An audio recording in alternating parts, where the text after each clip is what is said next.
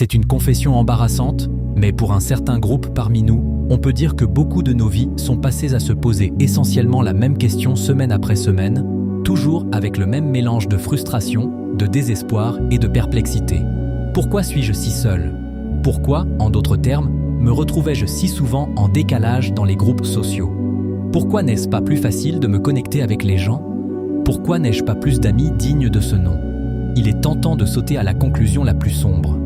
Parce que je suis horrible, parce qu'il y a quelque chose qui ne va pas chez moi, parce que je mérite d'être détesté. Mais la vraie réponse est probablement beaucoup moins punitive et, à sa manière, beaucoup plus logique.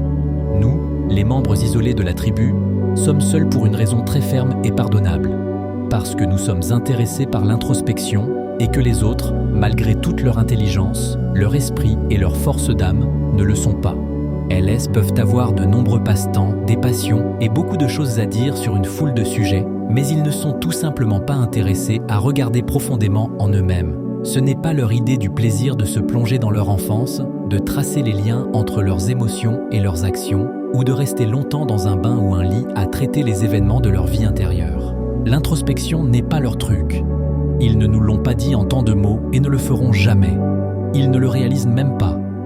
Nous devons peut-être simplement supposer que c'est le cas, sur la base de preuves externes, que nous n'avons jamais grand-chose à leur dire, même si, objectivement, il y aurait tant à partager.